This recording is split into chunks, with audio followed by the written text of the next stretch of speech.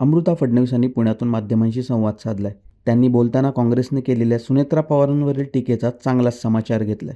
पुरोगामी महाराष्ट्रात एखाद्या स्त्रीला असं हिणवणं सहन केलं जाणार नाही. त्यांनी माफी मागावी असं वक्तव्य अमृता फडणवीसांनी केले. ऊर्जा अवॉर्डसाठी आलेली आहे पुण्याला. ग्रॅव्हिटीज फाउंडेशन उषा काकडेंची आहे, त्यासाठी आलेली आहे. आणि यात आपण 7 मान्यवरांना अवॉर्ड्स दिले आणि एक लाईफ टाईम अचीवमेंट अवॉर्ड दिला. तर हे असे लोक आहेत जे देशासाठी लोकांसाठी सतत झटत राहतात आणि त्यांच्यात काही स्वत्व नाही. तर अशा लोकांसाठी इथे येणं माझ्या भाग्याची बाब. मॅम, तुम्ही भाषणात असं म्हणालात की महिला सशक्तीकरण आणि त्याच्याबद्दल प्रोत्साहित केलं पाहिजे, पण दुसऱ्या बाजूला काँग्रेसने थेट महाराष्ट्राचे उपमुख्यमंत्री सुनेत्रा पवार यांना गुंगी गुडिया म्हणून असं हिणवलं. हे कितपत योग्य आहे? गुंगी गुडिया म्हणणं हे कितपत योग्य आहे? नाही, हे खूपच खराब बाब आहे. ही आज म्हटली.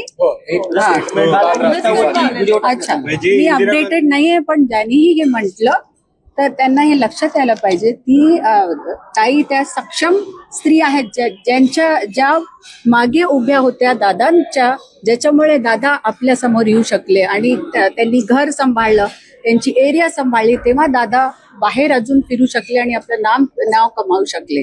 तर प्रत्येक स्त्रीचं कॉन्ट्रीब्युशन मोठं असतं आणि त्यांना माहित आहे कुठे बोलायचं कुठे नाही. आपल्या महाराष्ट्रात असे लोक आहेत, जितके पॉलिटिशियन्स आहेत तितके ओपिनियन्स आहेत आणि कोणी काहीही बोलतं. त्यापेक्षा शांत राहून आपलं काम करणं कधीही चांगलं आणि मी त्यांचा सन्मान करेन. आज राज्यभर या निमित्ताने आंदोलनं होत आहेत, कारण आता थेट काँग्रेसकडनं असं वक्तव्य येणं हे फार दुर्दैवी असं म्हणलं जातं.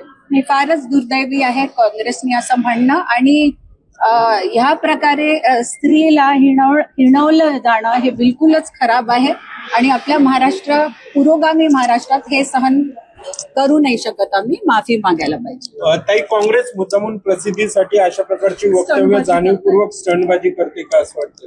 आपल्याकडे आहेतच अपोजिशन मध्ये खूप स्टंटबाज आहेत, सकाळपासून चालू होतात. तर ते तर आपल्यासाठी नवीन नाही आहे. आपल्यालाच स्मार्ट आणि इंटेलिजंट व्हावं लागेल, समजायला की कोण स्टंटबाजी करताय, कोण खरे मुद्दे उचलताय. मॅम, परवा एक पुस्तकाचं प्रकाशन झालं देवाभाऊ म्हणून, आणि तिथे बाळासाहेब फडणवीस यांचे काका आहेत. त्यांनी असं सांगितलं की आज ना उद्या देवेंद्र दिल्लीत देशाचे पंतप्रधान होतील म्हणून. त्यांनी अशा एक विश्वास व्यक्त केलाय. तुम्ही कसं बघताय वक्तव्याकडे आणि तुम्हाला इच्छा आहे की? मला वाटतं आपण आज प्रेझेंट मध्ये राहणं जरुरी आहे. देवेंद्रजी महाराष्ट्राची सेवा करतायत, महाराष्ट्राचे सेवक आहेत आणि ती जबाबदारी ते नीट निभावतायत, याचा मला आनंद आहे. आणि बाकी खूपदा शुभचिंतक जे असतात ते बोलून जातात काही, पण मला वाटतं महाराष्ट्र ती जागा आहे जिथे देवेंची कर्मभूमी आहे आणि इथे छान काम करावं. दिल्लीत बघायला आवडेल त्यांना. मी महाराष्ट्राची मुलगी आहे.